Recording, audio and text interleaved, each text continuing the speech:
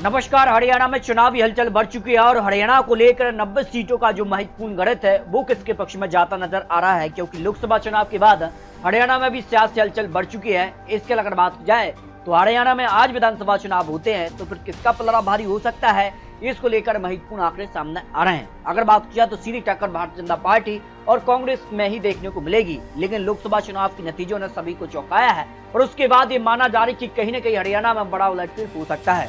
लेकिन किसके गठबंधन में कितना दम है, ये हरियाणा को लेकर महत्वपूर्ण आंकड़े सामने आ रहे हैं। इसके अगर बात किया तो हरियाणा में 2019 में भारतीय जनता पार्टी ने 40 सीटें, कांग्रेस पार्टी ने 31 सीटें, 10 सीटें यहाँ पर जननायक पार्टी ने और 1 सीट यहाँ पर नेशनल लोकदल ने और 8 सीटें निर्दलीय ने हासिल की थी। उसके बाद यहाँ पर निर्दलियों के समर्थन से भारतीय जनता पार्टी यहाँ सरकार में है। हालांकि जेजेपी पार्टी का गठबंधन जो है वो भारतीय जनता पार्टी का अलग हो चुका है, उसका नुकसान लोकसभा चुनाव में भी देखने को मिला है। तो हरियाणा में इस बार क्या खेल पलटेगा और हरियाणा में किसान आंदोलन कितना बड़ा यहाँ पर फैक्ट बन सकता है, इसके अगर बात की जाए तो मुख्यमंत्री भारतीय जनता पार्टी अपना बदल चुकी है। अब यहाँ के नए मुख्यमंत्री नायब सैनी बने हैं, लेकिन जो गठबंधन टूटा है उसके बाद हरियाणा विधानसभा चुनाव का क्या गणित बन सकता है। लेकिन लोकसभा चुनाव की बात की जाए तो कुल 10 लोकसभा सीटें हरियाणा से आती हैं। 10 में से कांग्रेस ने 9 सीटों पर चुनाव लड़ा और 5 सीटों पर जीत हासिल की। सीधे तौर पर 5 सीटों का फायदा उनको मिला। 2019 में 0 सीट थी कांग्रेस के पास, लेकिन इस बार 5 सीटों का फायदा मिला है। 44% वोट शेयर भी मिला, जबकि कांग्रेस पार्टी के अलावा भारतीय जनता पार्टी ने यहाँ पर सभी 10 सीटों पर चुनाव लड़ा और 5 सीटों पर जीत मिली। 5 सीटों पर उनको हार का सामना भी करना पड़ा। कुल 40 सीटें उनके साथ वोट शेयर रहा। आम आदमी पार्टी ने 1 सीट पर चुनाव लड़ा जो कि कांग्रेस ने दी और यहाँ पर बात की जाए तो 0 सीट रही है, 4% वोट शेयर भी रहा। तो इस बार माना जा रहा है कि हरियाणा में कांग्रेस और आम आदमी पार्टी विधानसभा मिलकर लड़ेगी या फिर अलग अलग लड़ती है, ये काफी महत्वपूर्ण हो जाता है हरियाणा के लिए। अगर मिलकर चुनाव लड़ती है तो फिर वोट शेयर में यहाँ पर बिखराव नहीं होगा, जिसका फायदा उनको विधानसभा चुनाव में मिल सकता है। अगर बात की जाए लोकसभा चुनाव की 10 सीटों में से तो अंबाला सीट पर यहाँ पर भारतीय जनता पार्टी को इस बार हार का सामना करना पड़ा है, जबकि कांग्रेस पार्टी ने यहाँ पर जीत हासिल की है। कुरुक्षेत्र की बात किया तो यहाँ पर बीजेपी को यहाँ जीत मिली है। इसके अलावा हिसार और यहाँ सिरसा में कांग्रेस पार्टी ने जीत हासिल की है, जबकि करनाल में भारतीय जनता पार्टी ने यहाँ पर जीत हासिल की है। पूर्व मुख्यमंत्री मनोहर लाल खट्टर यहाँ पर चुनाव जीते हैं और अब वो केंद्रीय मंत्री बन चुके हैं। जबकि सोनीपत और रोहतक पर यहाँ पर भी भारतीय जनता पार्टी को हार का सामना करना पड़ा है। बाकी भिवानी यहाँ पर बात की जाए तो यहाँ पर फरीदाबाद पर भारतीय जनता पार्टी को जीत मिली। इस तरह से 5-5 की बड़ी टक्कर रही है। तो 2019 के बाद यहाँ पर लोकसभा चुनाव भी हुए हैं और उसके बाद विधानसभा चुनाव होने जा रहे हैं। तो इस बार किसका पलड़ा कितना भारी होगा। लेकिन लोकसभा चुनाव दौरान जिन यहाँ पर 90 सीटों का अगर यहाँ पर बात की जाए तो बढ़त किसके पक्ष में रही है। देखिए, कांग्रेस पार्टी ने यहाँ पर 42 सीटों पर यहाँ पर बढ़त हासिल की थी लोकसभा चुनाव दौरान इन 90 सीटों के लिए, जबकि आम आदमी पार्टी ने 4 सीटों पर, कुल मिलाकर इंडिया गठबंधन ने 40 सीटों पर बढ़त हासिल की, जबकि भारतीय जनता पार्टी ने केवल 44 सीटों पर बढ़त हासिल की, जबकि जननायक पार्टी और यहाँ पर इंडियन नेशनल लोकदल ने 0 सीट पर बढ़त हासिल की है। इस लिहाज से अगर बात की जाए तो यहाँ पर कांग्रेस इंडिया गठबंधन का पलड़ा भारी रहा है। अब विधानसभा चुनाव की तैयारी है, उस लिहाज से किसका पलड़ा भारी हो सकता है, इसको लेकर भारतीय जनता पार्टी ने 4 राज्यों में जो विधानसभा चुनाव होने जा रहे हैं, हरियाणा, महाराष्ट्र और यहाँ पर झारखंड, इसके अलावा जम्मू कश्मीर में भी चुनाव आयोग यहाँ पर 9-10 अगस्त को यहाँ पर दौरा करेगा। उसके बाद जो यहाँ पर चुनाव की प्रक्रिया है वो लगभग पूरी हो जाएगी और तारीखों का ऐलान यहाँ पर होने जा रहा है। तो यहाँ पर 3 राज्यों के अलावा जम्मू कश्मीर में भी चुनाव होंगे, लेकिन हरियाणा में सतीश पूनिया प्रभारी तो सुरेंद्र सिंह नागर को सह प्रभारी भारतीय जनता पार्टी ने घोषित किया है।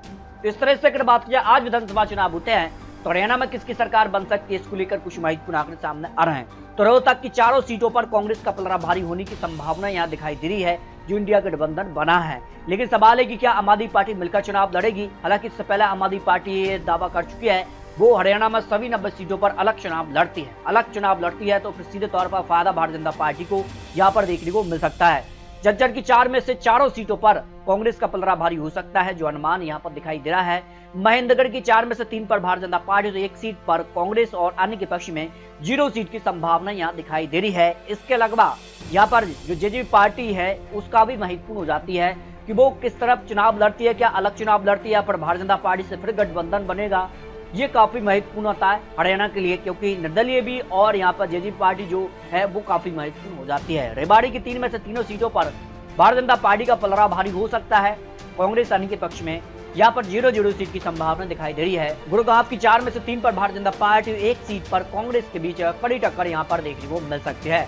नौ के 3 में से तीनों सीटों पर कांग्रेस का पलड़ा भारी होने की संभावना है। की जाए तो भारतीय जनता पार्टी अन्य के पक्ष में 0 सीट की संभावना यहाँ दिखाई दे रही है। अगर बात की जाए तो हरियाणा में 22 सीटों का अब तक जो गणित है, एनडीए को यहाँ पर 9 से 15 सीट, तो इंडिया गठबंधन 13 से 18 सीट, अन्य के पक्ष में यहाँ पर 2 से 5 सीट का अनुमान हो सकता है। इसमें अगर बात की जाए दुष्यंत चौटाला और निर्दलीय काफी महत्वपूर्ण हो जाते हैं। और हरियाणा में यहाँ पर बात की जाए तो किंग मेकर की भूमिका में आते दुष्यंत चौटाला 2019 में, तो इस बार क्या फिर से भूमिका में आएंगे, ये महत्वपूर्ण हो जाता है। जबकि अगर बात की जाए तो काफी हलचल नूंह में देखने को मिली है। फरीदाबाद की 6 में से 3 पर भारतीय जनता पार्टी, तो 3 सीटों पर कांग्रेस के बीच काड़ी की टक्कर यहाँ पर देखने को मिल सकती है, जो लेटेस्ट आंकड़े यहाँ पर निकलकर सामने आ रहे हैं। इसके अगर बात की जाए तो यहाँ पर पंचकुला की 2 में से दोनों सीटों पर कांग्रेस का पलड़ा भारी हो सकता है, जो हरियाणा को लेकर महत्वपूर्ण आंकड़े सामने आ रहे हैं। अंबाला की 4 में से 2 पर भारतीय जनता पार्टी, 2 सीट पर कांग्रेस के बीच कड़ी टक्कर यहाँ देखने को मिल सकती है। अन्य के पक्ष में यहाँ पर 0 सीट की संभावना दिखाई दे रही है।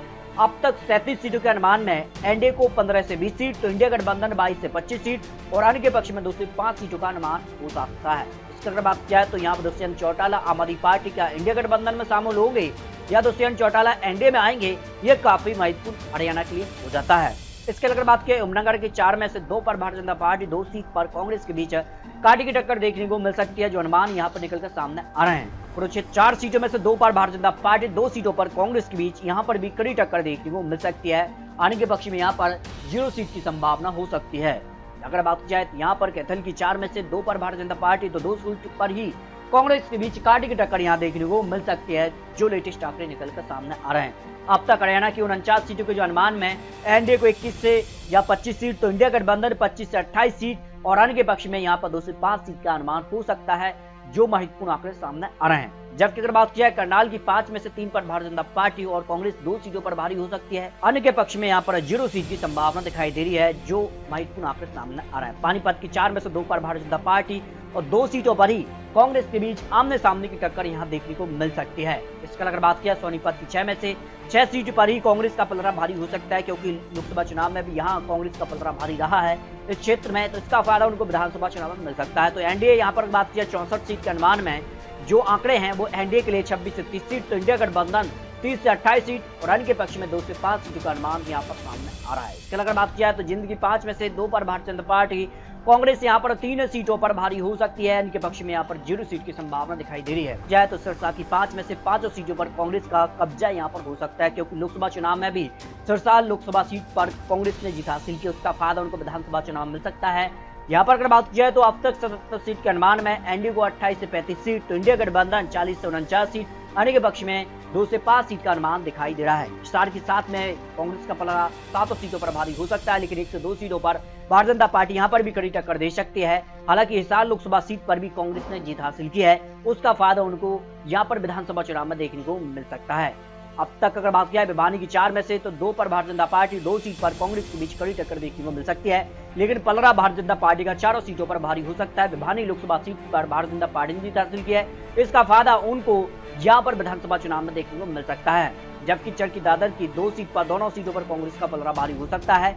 इस तरह से अगर बात की जाए तो यहाँ पर हरियाणा को लेकर जो 90 सीटों का अनुमान सामने आ रहा है, उसमें अगर बात की जाए तो एनडीए को 30 से 40 सीटों का अनुमान सामने आ रहा है, जबकि इंडिया गठबंधन यहाँ पर करीब 50 से 60 सीट और अन्य के पक्ष में 5 से 10 सीट का अनुमान सामने आ रहा है। तो हरियाणा को लेकर जो महत्वपूर्ण आंकड़े सामने आ रहे हैं वो काफी महत्वपूर्ण होते हैं, और आने वाले वक्त में किस प्रकार के चुनावी प्रचार होते हैं, किस तरह से टिकट बंटवारे होते हैं और गठबंधन का स्वरूप क्या होगा, वो निर्णायक होगा कि हरियाणा में अगली सरकार क्या स्पष्ट बहुमत एक पार्टी को मिलेगा, ये तो हरियाणा की जनता तय करेगी। लेकिन माना जा रहा है कि हरियाणा में दुष्यंत चौटाला और निर्दलीय और अगर बात की तो आम आदमी पार्टी का क्या इंडिया गठबंधन में यहाँ पर शामिल होकर चुनाव लड़ते हैं, ये काफी महत्वपूर्ण रहता है। एनडीए में क्या बात की जाए तो एक बार फिर से जेजेपी गठबंधन बनेगा, वो काफी महत्वपूर्ण होगा। इस तरह से माना जा रहा है कि हरियाणा में इस बार किंग मेकर की भूमिका में एक बार फिर से दुष्यंत चौटाला होंगे, लेकिन माना जा रहा है कि स्पष्ट बहुमत क्या हरियाणा की जनता कांग्रेस गठबंधन को देगी या फिर भारतीय जनता पार्टी के साथ ही जाएगी,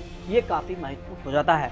तो आपको क्या लगता है, हरियाणा को लेकर अपने रख सकते हैं? आपको बता दें चुनावी आंकड़े चुनावी अनुमान है, आने वाले वक्त में और यहाँ पर कई बड़े उलटफेर की संभावनाएं दिखाई दे रही हैं, और गठबंधन का स्वरूप क्या बनेगा वो निर्णायक होगा कि हरियाणा में अगली सरकार किसकी बन सकती है। तो मिलते हैं और लेटेस्ट और महत्वपूर्ण विश्लेषण के साथ, तब तक जय हिंद जय भारत।